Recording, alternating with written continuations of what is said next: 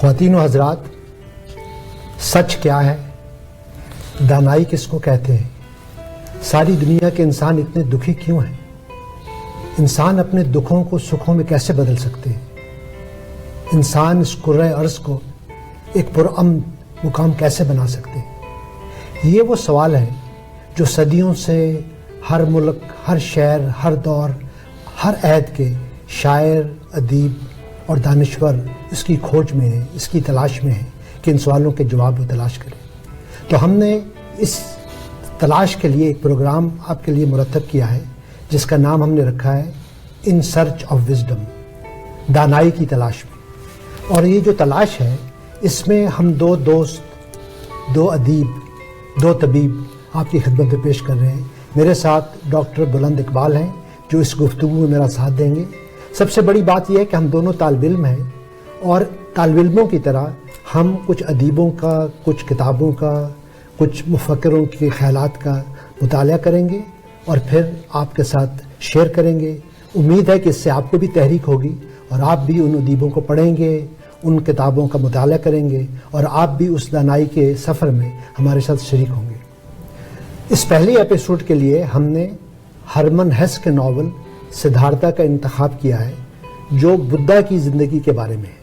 تو میں ڈاکٹر بلند اقبال سے پوچھنا چاہتا ہوں کہ جب میں نے انہیں کہا کہ ہم سدھارتھا کا انتخاب کریں گے اور اس پہ ڈسکس کریں گے تو آپ کے ڈاکٹر صاحب اس کے بارے میں کیا تاثر ہے؟ ڈاکٹر صاحب، first of all in search of wisdom it self بہت ہی جسے کہتے ہیں کہ دانائی سے بھرا ہوا نام ہے، اور جو سلیکشن ہوئی ہے سدھارتھا، میرا خیال ہے this is the best selection, کیونکہ ہرمن ہیس کا جو یہ ناول ہے سدھارتھا، میرا خیال ہے کہ ناظرین کرام جانیں گے اس کے بعد، ہم جب گریجولی، اور بہت سے ناظرین نے پڑھا ہوا بھی ہوگا یقیناً یہ ناول، مگر یہ ناول بلا شبہ ہے دانائی کے حوالے سے، دانائی کی تلاش کے حوالے سے، یعنی اس کا جو مین کیریکٹر ہے، جو مین ٹاپک ہے یا مین سبجیکٹ ہے، وہ بیسیکلی دانائی کے ارد گرد ہی ہے کہ what is the inner most truth, یہ انر موسٹ ٹروتھ، یہ وزڈم ہے کیا، یہ سچائی ہے کیا، یہ بیسیکلی کیا کہتے ہیں کہ کوئی ہمارا فلیش ہے، بون ہے، ہڈیاں ہیں، یا ہمارا جسم ہے، یا ہماری روح ہے، یا ہمارا کانشسنس ہے، یا ہمارا تھاٹ ہے، کیا ہے یہ دانائی، کیا ہے یہ سچائی؟ تو یہ سچائی کی جو تلاش کا سلسلہ ہے، یہ میرا خیال ہے بالکل صحیح ہے ہمارے ہرمن ہیس کے اس ناول کے لحاظ سے، اور میرا خیال ہے this is the best selection, کیونکہ اس ناول کا subject he search of wisdom ہے۔ بہت نوازش، جیسے آپ نے کہا خواتین حضرات، اس ناول سے ہم 2500 سال پہلے کا جو بدھا تھے، جو گوتما کے نام سے جانے جاتے تھے، اور یہ جو سدھارتھا لکھا گیا یہ ہرمن ہیس نے 1922 میں لکھا ہے، اور 1922 کے بعد ان کو ایک طویل عرصے تک کئی اور ناول لکھنے کے بعد ادب کا نوبل پرائز بھی ملا جو 1946 میں۔ تو میں بلند اقبال صاحب سے یہ ڈسکس کروں گا کہ اس ناول کے دو حصے ہیں۔ آج کے ایپیسوڈ میں ہم اس کا جو پہلا حصہ ہے اس کو ڈسکس کریں گے، اور دوسرے ایپیسوڈ میں جو اگلا ایپیسوڈ ہے اس میں اس ناول کے دوسرے حصے کو ڈسکس کریں گے۔ تو پہلے حصے کے جو ابواب ہیں تو میں ڈاکٹر بلند اقبال کے ساتھ مل کر ہم اس کے مختلف حصوں کو ڈسکس کریں گے تاکہ آپ کو اس کا اندازہ ہو۔ تو آپ بلند اقبال صاحب بتائیں کہ جب آپ نے اس کو پڑھنا شروع کیا تو جو پہلا باب ہے اس کے بارے میں آپ کا کیا تاثر ہے؟ جی ڈاکٹر صاحب، اصل میں یہ کتاب بلا شبہ اتنی فلسفیکل ہے اور اتنی اس کے اندر ڈیپتھ ہے۔ کتاب چھوٹی ہے، مطلب جب ناظرین پڑھیں گے تو انہیں اندازہ ہوگا کہ کتاب 125-150 صفحے کی ہے، مگر کتاب بڑی بہت ہے میننگ کے لحاظ سے۔ اس کا ایک ایک لفظ جو ہے وہ دانائی سے بھرا ہوا ہے، اور اس کتاب کو صرف پڑھنا ہی نہیں ہے بلکہ اس کو سوچنا ہے اور اس کو بخول کیسے ایبزارب کرنا ہے اور پھر اس کے بعد ریفلیکٹ کرنا ہے۔ تو یہ کتاب ایک بڑی کتاب ہے ناظرین کرام۔ تو میرا خیال ہے کہ جو ہم نے آپ نے جیسے کہ ڈیوائڈ کیا اس کو دو حصوں میں کہ ہم پہلی قسط میں ہم پہلا باب کر لیتے ہیں، میرا خیال ہے دیٹس فائن، کیونکہ پہلا باب بھی کافی طویل ہے۔ میں چاہوں گا آپ کی اجازت سے کہ اس کو جسٹ جنرلی بتا دوں کہ اس کی ابتدا جو ہے وہ برہمن کے بیٹے سے شروع ہوتی ہے، دا سن آف برہمن۔ تو ہم یقیناً یہ چاہیں گے ڈاکٹر صاحب کہ جب ہم اسے ڈسکس کریں تو ہم چیپٹر ٹو چیپٹر کر لیں، تاکہ وہ ناظرین جو اس کو نہ پڑھ پائیں کسی وجہ سے، کم از کم اس پروگرام کو دیکھنے کے بعد انہیں اس کا ایسنس مل جائے۔ تو یوں کر لیتے ہیں کہ ہم اس کو پہلے پارٹ کو انہوں نے دا سن آف برہمن پہلا ہے، اور انہوں نے ترتیب بھی ویسی رکھی ہے ہمارے ہرمن ہیس نے کہ سن آف برہمن کیوں بیک گراؤنڈ کریٹ کیا، یہاں سے سدھارتھا کا کیریکٹر ڈیولپ ہوا, اس کے بعد پھر دوسرا حصہ شروع ہوتا ہے اور برہمن کا سفر, کہ برہمن کے بیٹے کا سفر یعنی سدھارتھا کا سفر, کہ سدھارتھا کہاں جاتا ہے دانائی کی تلاش میں. تو ہم پہلے چیپٹر کو دیکھ لیتے ہیں اگر دا سن آف برہمن کے اوپر, سدھارتھا کے اوپر. ناظرین کرام, جب یہ پہلا باب شروع ہوتا ہے تو میں دیکھتا ہوں کہ ایک بچہ ہے جو ایک مطلب اینشنٹ انڈیا میں ہے, اور یہ دور چل رہا ہے ہندوازم کا اور بدھا کا دور ہے, اور ایک مذہبی دور ہے. ہندوستان کا ایک گاؤں ہے, وہاں پر ایک بچہ ہے جو بہت ذہین ہے, بہت سمجھدار ہے, اور ایک پریسٹ کا بیٹا ہے, ایک ایسے شخص کا بیٹا ہے جو خود بھی بہت بڑا مذہبی اسکالر ہے. مگر اس بچے کے اندر ایک بے چینی ہے. بے چینی یہ ہے کہ سچ کہاں ہے, اور بے چینی یہ ہے کہ یہ سب لوگ جو بڑے مذہبی میرے ارد گرد موجود ہیں انہیں وہ سچ مل کیوں نہیں پایا, اور بے چینی یہ بھی ہے کہ آخر میرا باپ جو اتنا بڑا اسکالر ہے اس کے پاس ابھی تک دانائی کیوں نہیں آئی, آخر کون سی چیز ہے جو مسنگ ہے. وہ اس مسنگ چیز کی وجہ سے تھوڑا پریشان ہے. خوبصورت لڑکا ہے, لڑکیاں بھی اس کو دیکھ رہی ہیں, نوجوان ہوتی ہوئی عمر ہے, اور بڑا سمجھدار ہے, جلدی گریب کر لیتا ہے اور جلدی سمجھ بھی رہا ہے چیزوں کو, اور مذہبی ذہن بھی ہے, اور ساتھ میں اس کے ایک کلوز فرینڈ بھی ہے گووندا جو اس کو فالو کر رہا ہے. تو یوں انہوں نے ایک ابتدا کی اور کریکٹر کو کریٹ کیا. میرے لیے جو بلند اقبال صاحب اس پہلے حصے میں جو چیز بہت مجھے سٹرائک کی, کہ جب سدھارتھا نے یہ فیصلہ کیا کہ میں اب سچ کی تلاش میں گھر سے نکلوں گا, تو وہ اپنے والد کے پاس آیا اور انہیں کہتا ہے کہ میں اس سچ کی تلاش میں جانا چاہتا ہوں. تو ان کے والد نے ان کو بلیسنگ نہیں دی. انہوں نے کہا کہ تم یہیں رہو, تم ایسی باتیں مت کرو. یہ جو مطلب ہے, انہوں نے کہا نہیں, لیکن ایسا کہ یہ تم کیا کچھ دیوانگی کی بات ہے, اس کو چھوڑو اور ایک نارمل زندگی گزارو. لیکن اس گفتگو کے بعد وہ سدھارتھا جو تھے وہ وہاں کھڑے رہے, اور ان کے والد جو ہے وہ جا کے سو گئے. لیکن وہ اپنی کھڑکی سے دیکھتے رہے کہ 1 گھنٹے کے بعد 2 گھنٹے کے بعد وہ وہیں پر اسی جگہ پہ جب بھی اٹھ کر دیکھتے, جب بھی دیکھتے تھے باہر تو وہیں پر کھڑے, اور آخر صبح تک انہوں نے دیکھا کہ ساری رات وہ کھڑے رہے, اور صبح ان کو جب وہ آئے تو ان کو اندازہ ہوا, جس میں وہ لکھتے ہیں کہ as if he had already left. Physically تھے لیکن وہ جا چکے تھے, اس لیے انہوں نے ان کو پھر اپنا آدرش, اپنا جو بلیسنگ دے دی کہ اب تم جا سکتے ہو. تو یہاں سے وہ گفتگو جو ہے وہ پہلا جو سٹیج ہے کہ سدھارتھا اپنی فیملی کو, اپنے باپ کو, اپنے خاندان کو, اپنے معاشرے کو چھوڑ کر چلے جاتے ہیں, اور ان کے ساتھ جو گووندا ان کا دوست ہے وہ ان کے ساتھ ساتھ. اچھا, سوری ڈاکٹر صاحب, اب میں چاہتا ہوں کہ یہ تو پہلا چیپٹر ہے, اصل میں ناظرین کرام یہی اس کا عطر ہے پہلے چیپٹر کا, کہ ایک بچہ جو ہے وہ گھر سے نکل رہا ہے دانائی کی تلاش میں. اب بینگ اے رائٹر, اور تھوڑا بہت میں بھی لکھتا ہوں, تو ہم تھوڑا سا اس کو ذرا سا دوسرے میننگز میں ڈسکلوز کرنے کی کوشش کرتے ہیں کہ اب اگر یہ سدھارتھا کی کہانی ہے, بدھا کی کہانی ہے, تو ہم پہلے تھوڑا سا بدھا کو دیکھ لیتے ہیں. بدھا کا نام بھی سدھارتھا تھا. بدھا بھی جو ہے وہ اپنے گھر سے ایسے ہی نکلے تھے, اور ان کے والد نے کوشش کی تھی کہ وہ نہ نکلیں, اور ان کو تمام آسائشیں دی تھی کیونکہ وہ راجا کے بیٹے تھے, اور کوشش کی تھی کہ ان کو بیماری کا پتہ نہ چلے, مرے ہوئے آدمی کا پتہ نہ چلے, وغیرہ وغیرہ. لیکن کسی طرح سے ان کو ایکسپوجر مل جاتا ہے اور وہ گھر چھوڑ کے نکل جاتے ہیں. بس فرق صرف اتنا ہوتا ہے کہ ان کی شادی ہو چکی ہوتی ہے اور ایک آدھ بچہ بھی ہوتا ہے نا, 29 سال کے انہوں نکل جاتے ہیں. ڈاکٹر صاحب, میں یہ جاننا چاہتا ہوں کیونکہ یہ اینشنٹ دور کی کہانی ہے, let's go into the metaphorical meaning. ٹھیک ہے, اگر ہم اس کو اس طرح سے تھوڑی دیر کے لیے ڈسکس کر کے دیکھ لیں کہ ایک آدمی ہے جو inside, from the inside going and finding something. آپ کو لگتا ہے کہ میں چاہوں گا کہ اس پوری کہانی کو ہم جب لوگوں اپنے ناظرین سے ڈسکس کریں تو وی گو انٹو 3-4 ڈائمینشنز, کہ یہ جو نروانا کی تلاش میں یا جو سیلف کی تلاش میں نکل رہا ہے لڑکا, گووندا, کیا وہ گووندا وہ خود ہے؟ کیا وہ باپ کا کیریکٹر جو ہے وہ جو کچھ سراؤنڈنگ ہے, کیا وہ اس کی ارد گرد کی سراؤنڈنگ ہے, اس کے سب کانشیس ہے؟ اور کیا وہ جس چیز کی تلاش میں جا رہا ہے, جس کانشیسنس کو پانا چاہ رہا ہے, وہ کیا ہے؟ کیا وہ اس کے اندر کا سفر ہے؟ آپ کو لگتا ہے اس کے میننگز کچھ سائیکولوجیکل پوائنٹ آف ویو سے اور کچھ فلسفیکل؟ جب ہم جو آگے بڑھیں گے, میرے نزدیک میں سمجھتا ہوں کہ سدھارتھا کی جو شخصیت کے مختلف پہلو ہیں, ہرمن ہیس نے گووندا کے کردار سے اس کو اجاگر کرنے کی کوشش کی. صحیح. میں یہ سمجھتا ہوں کہ ایک لیول پہ گووندا جو ہے اسی کا ایک ہمزاد بھی ہے. جی جی, میں بھی ایسا لگا, مجھے بھی احساس ہوا تھا. میں اسی لیے جاننا چاہتا ہوں, ایک جو سدھارتھا والا ایک ریبیلیس ہے, اور ایک گووندا جو ہے وہ ایک اوبیڈینٹ والا ہے. تو ان دونوں ڈائمینشنز کو ہرمن ہیس جو ہے نا, تو میرے نزدیک یہ جو ٹیکنیک انہوں نے یوز کی ہے یہ بہت اچھی ہے. ایک اور پہلو جو مجھے اسٹرائک کر رہا تھا وہ یہ کہ چونکہ یہ جو فالوور ہے, that's the point towards the masses کہ زیادہ تر میسز فالوورز ہوتے ہیں, چاہے کوئی بھی مذہب ہو یا چاہے کوئی بھی جاننے کی کوشش ہو, ہم اپنے علم کے معاملات میں فالوورز ہوتے ہیں. تو یہ جو ایک جان بوجھ کے کریکٹر کو اس نے پیرلل ساتھ رکھا ہے, this is like towards the direction کہ لک ایٹ یور سائڈ, کہ you may be the follower, you may be the Govinda اور you may be the Siddhartha, so just go into both direction.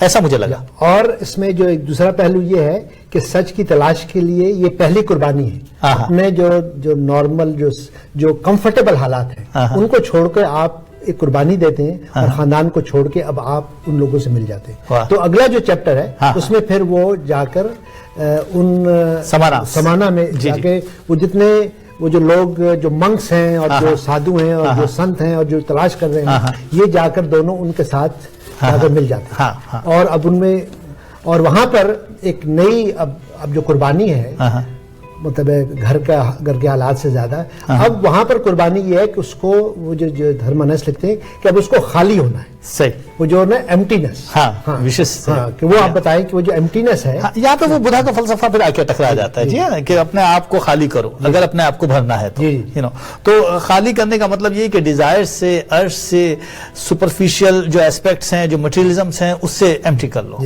ٹھیک ہے. بھوک سے, پیاس سے, ڈیزائر سے, جو تو مطلب ہے کہ وہ اپنی ذات کو, اب یہ بھی میٹافوریکل ہے کہ وہ اپنی ذات کو, وہ جو تمام جو آپ کی اٹیچمنٹس ہیں, بیسیکلی وہ جو آپ کی ویکنیسز ہیں, اگر ہم سائیکالوجی کی زبان میں کہیں کہ وہ جو اڈ کے, جو آپ کی انسٹنکٹ کے, وہ جو آپ کی جبلتوں کی جو تمام جو خواہشات ہیں, جو فینٹیسیز ہیں, ان سے ان کو تیاگ دینا, ان کو آپ چھوڑ دیں, اور اس کے بعد آپ ایک پیورٹی آپ کے اندر آ جائے. جی میں چاہوں گا کہ ناظرین کرام سے تھوڑا سا ضرور ان کو اس چیپٹر کے بارے میں تھوڑا سا بتا دوں کہ وہ ایسا نہ سوچے کہ ہماری رائے ہے. اصل میں اس پورے چیپٹر میں ناظرین کرام ودی سمانا میں دکھایا ہے کہ وہ بہت زیادہ ایگزرشن سے گزرتا ہے, وہ اپنے آپ کو تکلیف دیتا ہے, وہ مشکل سے مشکل ایکسرسائز کرتا ہے, کیونکہ میڈیٹیشن کا فنومنا ہے. دل کی دھڑکن کو سلو بھی کر دے گا, سانس کی رفتار کو کم بھی کر دے گا, بارش میں کھڑا رہے گا, بیمار بھی ہو رہا ہے, زخم پڑ رہے ہیں, آبلے پڑ رہے ہیں, اپنے آپ کو اپنے آپ سے ڈیٹیچ کر رہا ہے. That's how the meditation.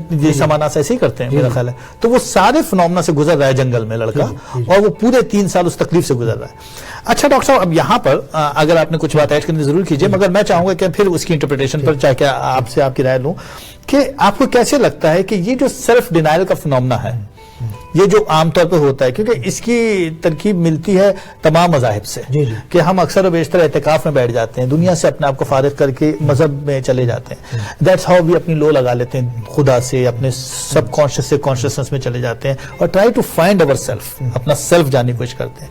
تو آپ کو کیسا لگتا ہے سائیکالوجیکلی, کیا یہ ایک ڈینائل, سیلف ڈینائل فنومنا ہے؟ کیا یہ اپنے آپ سے بھاگنے کا, اسکیپ کرنے کا فنومنا ہے؟ کیا یہ اپنے آپ کو نم کرنے کا فنومنا ہے؟ آپ کی کیا رائے ہے اس بارے میں؟ بہرحال اب چونکہ ہم اپنا ایک مطلب ہے ان کے فلسفے کے بارے میں ہم اپنی رائے بھی دے سکتے ہیں. جی بالکل. میں چونکہ ایک ہیومنسٹ ہوں یا سائیکو تھراپسٹ ہوں, تو مجھے یہ لگتا ہے کہ اس میں 2 فیکٹرز وہ ساتھ ساتھ جا رہے ہیں. ایک مارٹرڈم کا فیکٹر ہے, اچھا, کہ آپ قربانی دے کر, اگرچہ قربانی دے رہے ہیں, لیکن آپ اپنے آپ کو ایک عظمت کی طرف, آپ کو یہ لگ رہا ہے کہ میں قربانی دے کر میری جو سیلف امپورٹنس ہے, جو سگنیفیکینس ہے, وہ لاشعوری طور پہ بڑھ رہی ہے. اب میں ایک وہ عام آدمی نہیں رہا, میں ایک خاص آدمی. اور دوسرا یہ ہے کہ وہ جو تیاگنے کا ہے, جس کو ہم رہبانیت کہتے ہیں, تو بعض مطلب کرسچینٹی میں بعض دفعہ یہ جو منکس ہیں, یہ جو وہ ہیں کہ آپ چیزوں کو چھوڑ دیں تو اس سے آپ خدا کے قریب ہو. جتنا آپ دنیا کے سے دور ہوں گے, جتنا آپ دنیاوی مٹیریلسٹک چیزوں سے دور ہوں گے, اتنا آپ کی روحانی عظمت یا روحانی آپ کے درجات بلند ہوں گے. کیا بات. اور بعض دفعہ جو بعض لوگوں کا یہ خیال ہے کہ جو اگر ہم بعد میں ڈسکس کریں گے, جیسے اسلامک ٹریڈیشن ہے, ایک فلسفی ہے, بعض یہ کہتے ہیں کہ نہیں, آپ کو دنیا میں رہ کر ہی آپ اپنی خاندان کے ساتھ رہیں, آپ اپنی کمیونٹی کے ساتھ رہیں, آپ یہ رہبانیت کو گلوریفائی نہ کریں. لیکن بدھزم یا باقی ہندوازم یا بعض فلسفیز میں تو یہ ہے کہ اس فلسفی میں کہ آپ جو سدھارتھیہ کی جو فلسفی ہے, اس میں رہبانیت, اس میں جو ہے ایک طرح سے مارٹرڈم, اس کے اندر جو ہے اس چیزوں کو گلوریفائی کیا ہے, تاکہ یہ سمجھا گیا کہ اس سے آپ کو ایک جو نا روحانی عظمت یا روحانی جو انلائٹنمنٹ ہے, وہ میٹیریلسٹک چیزوں کو چھوڑنے سے. صحیح. تو یہاں ہم تھوڑی دیر کے لیے بریک لے لیتے ہیں, بالکل, اس کے بعد ہم دوبارہ اس گفتگو کو آگے بڑھاتے ہیں.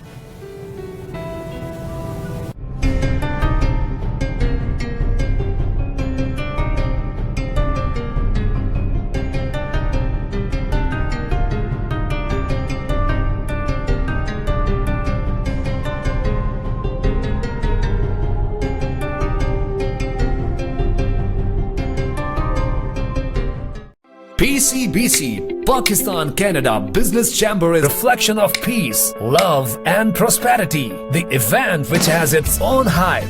We proudly presents you to the most awaited event of the year, PCBC International Trade Show 2017. 3rd December and 4th December. Witness the most prime products of Pakistan and Canada. More than 100 stalls with incredible products. Meet Ali Zishan and make your fashion and style more prominent. We are not yet over. Get your excitement to the next level with the most thrilled voice of Pakistan. One and only Abrarul Haq. For sponsorships of stalls and tickets, call 01514 999 6593. Corporate business expansions are a pain, especially with all the paperwork for accounts and tax needs.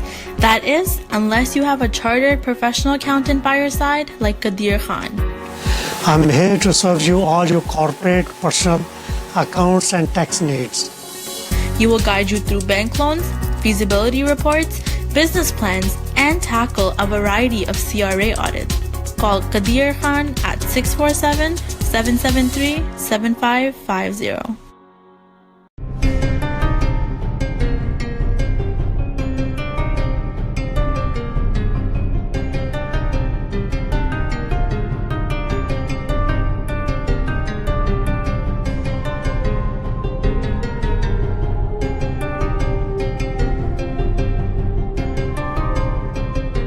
ख्वातीन हज़रात, आज in search of wisdom के पहले episode में हम हरमन हेस के novel Siddhartha पे अपनी तवज्जो मरकूज़ कर रहे हैं। मैं और डॉक्टर बुलंद इकबाल, उनका जो पहला चैप्टर है, जो पहला हिस्सा है, उसके दूसरे हिस्से, पहले बाब के जो दूसरा हिस्सा है कि सिद्धार्था घर छोड़ के, फैमिली छोड़ के जाकर मंक्स के साथ शामिल हो गए। अब वहाँ पर उन्होंने अपने आप को खाली किया।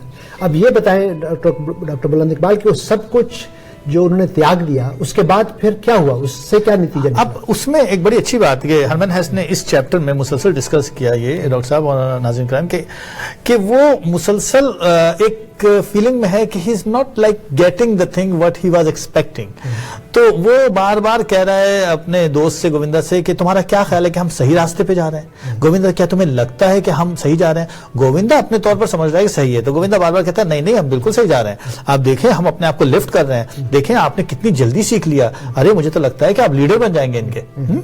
और वो मुतमईन नहीं है, वो हर बार ये कहता है कि नहीं, तुम्हें नहीं लगता कि ये जो कुछ हम कर रहे हैं it's a self denial phenomena, हम जस्ट एस्केप कर रहे हैं। ऐसा तो मैं शहर के अंदर रह के भी कर सकता था, ऐसा तो मैं गाड़ी वाहन होता तो मैं वैसे भी कर सकता था। एक जगह हरमन हेस ने लिखा भी कि जी वो गाड़ी रुकती है, गाड़ी वाहन रुकती है, मैं कुछ खा लेते हैं, कुछ नान चावल खा लेते हैं, सो जाते हैं और फिर दोबारा लाइफ की तरफ आ जाते हैं। मैं वैसे ही कर रहा हूँ, मेडिटेशन करता हूँ, दोबारा लाइफ की तरफ आ जाता हूँ। तो where is the disclosure of that self? मैंने क्या पाया अब तक? तो वो कहता नहीं, तुम करो ऐसा, तो मुझे लगता है कि तुम सही रास्ते पे हैं और हम बहुत जल्द, मैं देख रहा हूं कि तुम पानी पे चलने लगोगे। तो वो हाथ जोड़े कहता है भाई मुझे पानी वानी पे नहीं चलना है, मुझे तो सेल्फ की तलाश है। और यूं ये चैप्टर यहाँ पे खत्म होता है कि ही इज नॉट सेटिस्फाइड। और फिर तीसरा चैप्टर गौतम, तीसरे में फिर वो जाके गौतमा से मुलाकात होती है, जहां पर एक क्या उसे कहते हैं कि मजहबी रूहानी रहनुमा है और उसके गिर्द बहुत से जो उसके मद्दा हैं या डिसाइपल्स हैं। तो फाइनली सिद्धार्था की उस जो रूहानियत के जो एक मंबा है, जो उसका पिलर है, उससे मुलाकात होती है। उसके बारे में बताएं, वो जो उनकी मुलाकात है वो बहुत दिलचस्प है। जी हाँ, आप बताएं। बिल्कुल, मैं मतलब नाज़रीन कराम भी एंजॉय करेंगे कि जब वो आते हैं और जब देखते हैं कि सारे डिसिपल्स और सारे उनके जो फॉलोअर्स हैं वो जमा हो गया, एक आग की तरह बखौल कैसे प्लेग की तरह खबर फैल गई पूरे हिंदुस्तान में कि साहब गौतम जो है वो आए हैं, बुधा आए हुए हैं। तो लोग बाग जमा हो जाते हैं और वो पूछते भी हैं कि भाई हम कैसे, हम चल के मिल लेते हैं। पहले तो ये रिलेक्टेंट होता, फिर कहता अच्छा चलें चलते हैं। गौतम खुसूसन ये जो दोस्त है इनका गोविंदा है, वो तो बहुत ही इश्तियाक में कि हम मिल लेते हैं और सुनते हैं उन्हें चल के। तो वो जब मिलने के लिए जाते हैं तो ये पहचान लेता है, गोविंदा नहीं पहचान पाते। There is a thing like you know कि वो कहता है कि तुमने कैसे पहचान लिया, मैं नहीं पहचान पाया। वो तो आम लोगों की तरह थे, उन्होंने वैसे ही पहना हुआ था अपना और अपना जैसे और लोग थे। तो उसने कहा कि उनके हर एहसास में सच्चाई थी। ان کے چلنے میں، ان کی انگلیوں کی کوروں میں، ان کے کپڑوں میں، ان کے دیکھنے میں، ان کے بولنے میں، ہر چیز میں تم کو لگے گا کہ یہ آدمی کو نروانا مل چکا ہے. ہی از دا ایگزالٹڈ ون، ہی از دا پیوریفائڈ ون. تو وہ کہتا ہے کہ مجھے اندازہ ہو گیا تھا کہ یہی وہ ہے. پھر وہاں جو ڈسکشن ہے ڈاکٹر صاحب، میں چاہوں گا کہ آپ اس پر ضرور بات کر لیجئے کہ جہاں پر یہ تو ہمارے جو دوست ہیں گووندا وہ تو چت ہو جاتے ہیں اور وہ کہتے ہیں ہم فالوور ہیں بھائی ان کے اور ہم انہیں نہیں چھوڑنے والے، لیکن یہ کہتا ہے نہیں صاحب معاملات یہاں گڑبڑ ہے.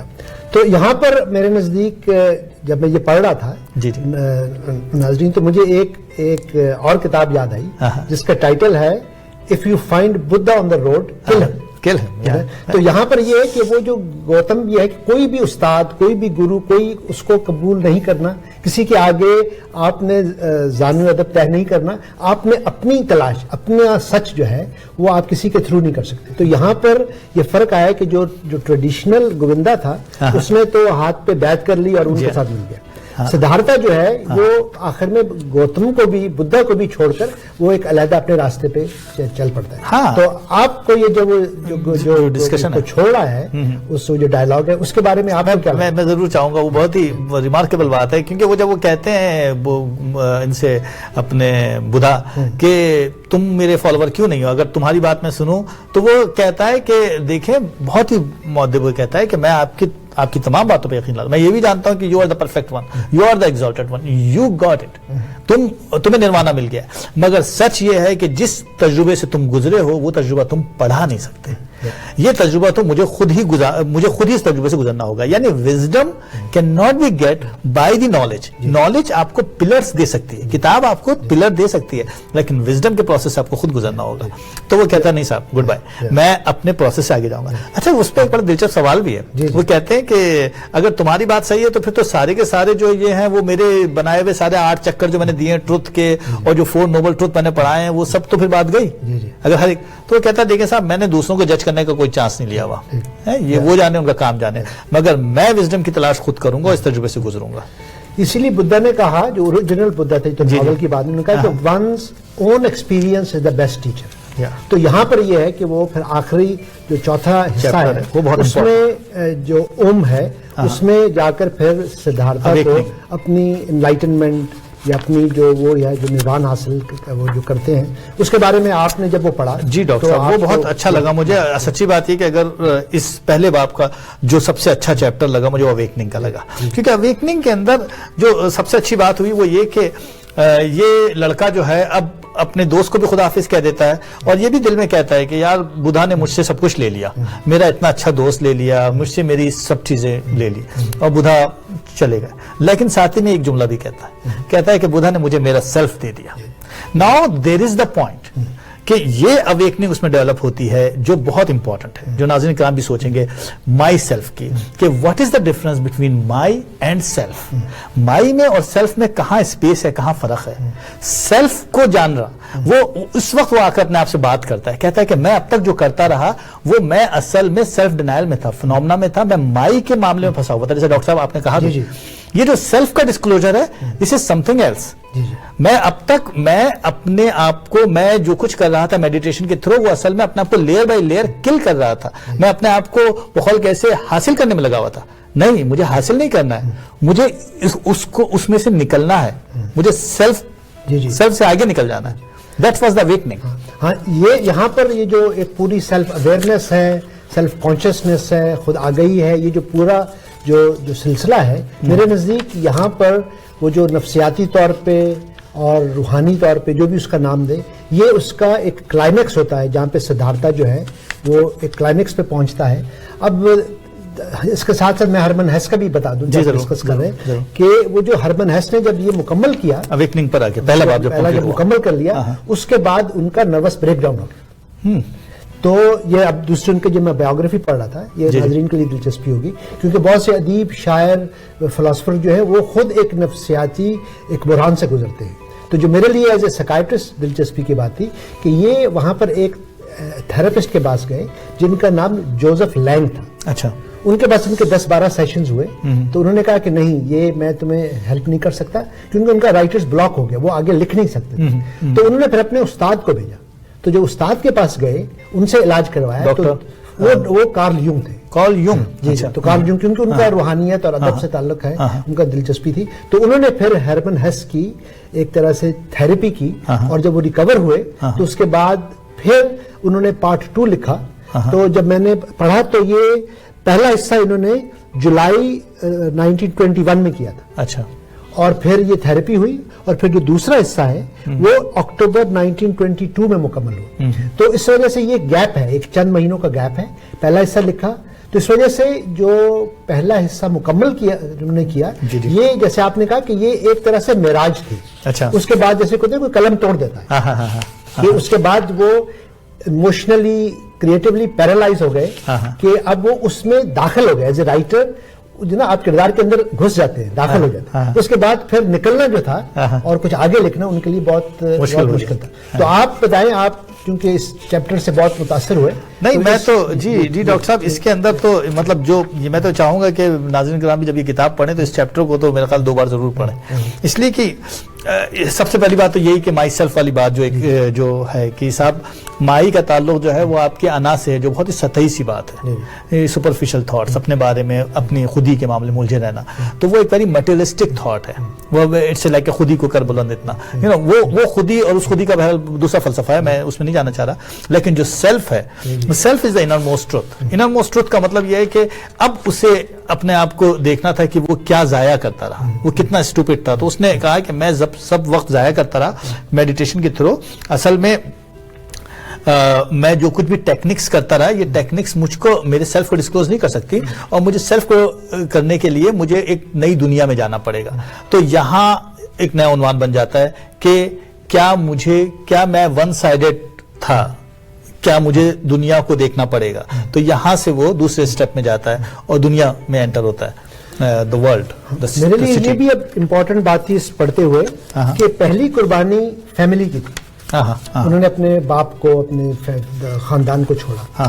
دوسری قربانی جو تھی وہ ان جو باقی منکس کے ساتھ, وہ جو ایک روایتی, ایک ٹریڈیشنل سچ پانے کی مطلب جو راستہ تھا, پھر انہوں نے اس کو ترک کیا. پھر تیسرا انہوں نے اپنے دوست کو ترک کیا, مطلب گووندا سے ان کی دوستی ختم ہوئی. اور چوتھا جو ہے وہ جو فائنلی بدھا مل بھی گیا, اس سے بھی انہوں نے مطلب ان کو بھی عزت دے کر لیکن احترام کے ساتھ ان کو الوداع کہہ دیا.